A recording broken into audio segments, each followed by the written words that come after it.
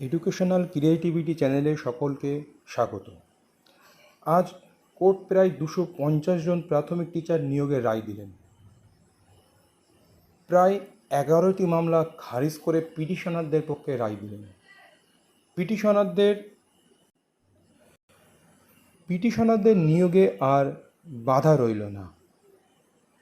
নিয়োগ দিতে বাধ্য পর্ষদ।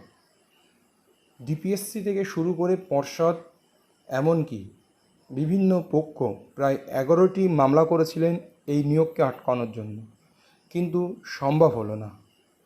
বিস্তারিত জানুন কলকাতা হাইকোর্টের আইনজীবী আলী আহসান স্যারের নিকট থেকে। 2009-এর প্রাইমারি রিক্রুটমেন্টের মালদা ডিস্ট্রিক্ট প্রাইমারি স্কুল কাউন্সিলের যে লেফট আউট ভ্যাকেন্সি, মানে যেটা নন জয়েনিং ভ্যাকেন্সি ছিল, তার রেসপেক্টে আমাদের যে মামলাগুলোতে অর্ডার হয়েছিল জাস্টিস মান্থা সাহেবের সিঙ্গেল বেঞ্চে এবং অ্যাপয়েন্টমেন্টের অর্ডার দিয়েছিল জাস্টিস মান্থা সাহেব একটা কাট অফ ডেট ফিক্স করে যে এর মধ্যে যারা মামলাকারী তাদেরকে অ্যাপয়েন্টমেন্ট দিতে হবে, এই মর্মে যে অর্ডারটা দিয়েছিলেন সেইটাকে চ্যালেঞ্জ করে কিন্তু 10 থেকে 11খানা অ্যাপিল হয়েছিল এবং প্রত্যেকটা আপিল আজকে লিস্টেড ছিল। এই আপিলগুলো ডিস্ট্রিক্ট প্রাইমারি স্কুল কাউন্সিল বেশিরভাগ আপিল করেছে, district primary school council Malda, এবং একটা আপিল ছিল স্টেট অফ ওয়েস্ট বেঙ্গলেরও। এই আপিলগুলোতে বিভিন্ন অ্যাডিশনাল পার্টির অ্যাপ্লিকেশনও হয়েছে, মানে বিশেষ করে সে সমস্ত ক্যান্ডিডেট যারা সিঙ্গেল বেঞ্চের অর্ডার পায়নি বা সিঙ্গেল বেঞ্চে মামলা হয়তো করেইনি, মানে মান্তা সাহেবের ঘরে মামলা করেনি বা করেছে পরের দিকে করেছে, কোনো অর্ডার হয়নি, এরাও অ্যাডিশনাল পার্টির অ্যাপ্লিকেশন ফাইল করেছিল এবং তারা আজকে এই আপিলগুলো সবকটা আপিলের শুনানি হলো এবং আমরা এই মামলাতে আমরা রেসপন্ডেন্ট রিট পিটিশনারদের হয়েছিলাম এবং আজকে আমরা জয়লাভ করলাম। এই মামলাগুলোতে 11টা আপিল ছিল, 11টা আপিলের 11টাকেই ডিভিশন বেঞ্চ ডিসমিস করেছে এবং বলেছে যেটা সিঙ্গেল বেঞ্চের অর্ডার সেটা এফেক্ট দিতে কোনো অসুবিধা নেই।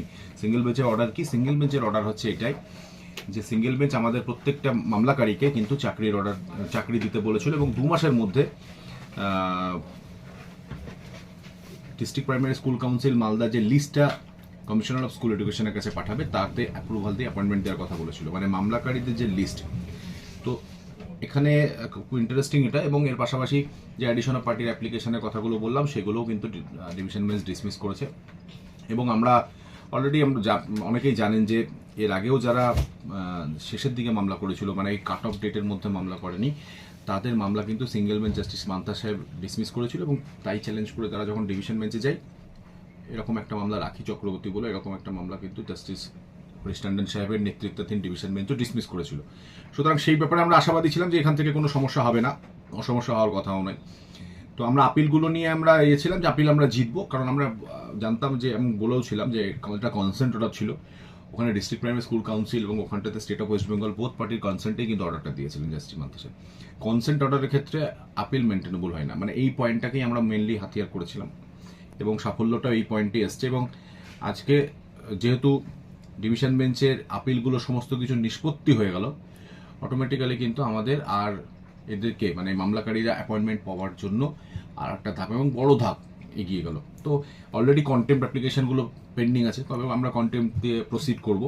তো সব মিলিয়ে একটা খুশির দিন আমাদের জন্য, কারণ প্র্যাকটিক্যালি মানে প্রফেশনাল ওয়েতে না ভেবে যদি আমি ব্যক্তিগত স্তরেও ভাবি, তাহলে মামলাকারীদের সঙ্গে যে আমাদের বন্ডিং মামলা চলাকালীন হয়ে যায়, তাতে অটোমেটিক্যালি একখানা তাদের খুশিতে আমাদের খুশি এসেই যায়। হেরে গেলে যেমন দুঃখ হয়, তেমনি এরকম একটা অর্ডার হলে আমাদের সবাই মামলাকারীরা যেমন খুশি হয়, আমরাও খুব খুশি হয়। তো খুব ভালো হলো সব মিলে। 11টা অ্যাপিলের ডিসমিস, ওরা সেকশন 5 অ্যাপ্লিকেশন করেছিল সেগুলোর ডিসমিস, সব কিছু ডিসমিস করেছে। তো সুতরাং আমাদের মানে মামলাকারীদের চাকরি দেওয়ার যে অর্ডার সিঙ্গেল বেঞ্চ দিয়েছিল সেটা কমপ্লাই করাতে আর কোনো বাধা থাকলো না।